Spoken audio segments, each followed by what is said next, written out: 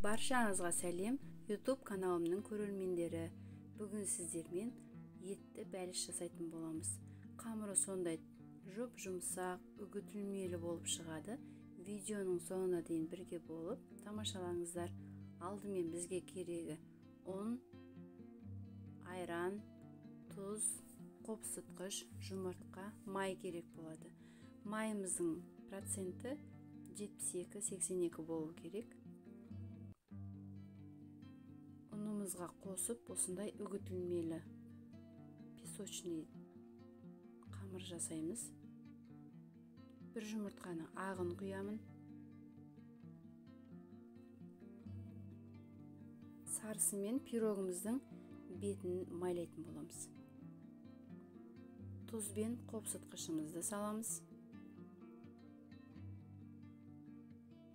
Кішкене бір араластырып жіберіңіздер. Және айранымызды құйып, қатты жұмсақ емес, қамыр илейтін боламыз.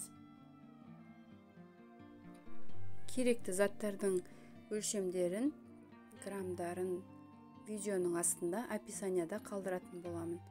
Қамырымызды осылай илеп аламыз. Салмасын дайындағанша пакетімізге салып, холодильникке сала тұрамыз.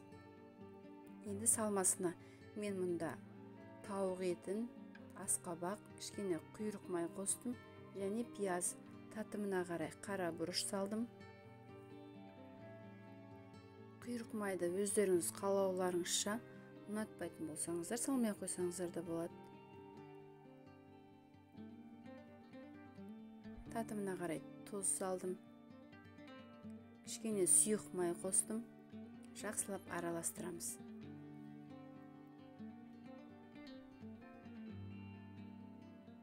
Салмамыз дайын. Енді қамырымызды бір үлкен, бір кіші бөлікке бөліп алып, үлкен бөлігін осылай жайып аламыз.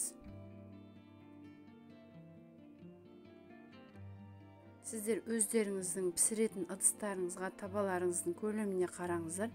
Мен мұнда әсел пештің табасына жасадым. Үлкен бір пирог шықты. Сіздер кішілеу пирог жасайтын болсаңыздар, ыдыстарыңыз кіші болса, екіге бөліп жасаңыздар. Салмамызды үстіне салып, қамырымыздың кіші бөлігін жайып, бетіне қойып, жан-жағын өріп шығамыз.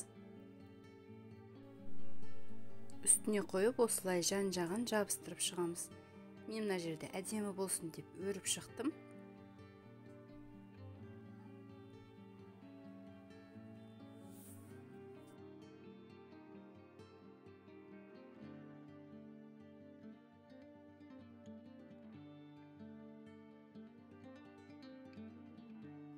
Өр алмасаңыздар, жай ғана бір-біріне жабыстырып шықсаңыздар болады. Менің каналыма тіркелмеген болсаңыз, тіркеліп, қоңыраушаны басып, подписаться батырмасын баса кетіңіз. Каналымда әлі де талай неше түрлі рецепттер, торттардың рецепттері, салаттар болады.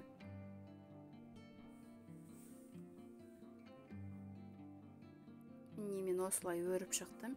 Енді жаңағы бір жұмыртқамыздың сарысы, соны бетіне жағып, әдемі сары түстес болып пісіп шығу үшін осылай бетін майлап шығамыз. Әркімнің духовкасының қыздыруы әртүрлі болады. Сол үшін духовкаларыңыздың градусына қарай қойыңыздар. Мен әсел пеште 200-220 градуста 45 минуттай пісіріп алдым.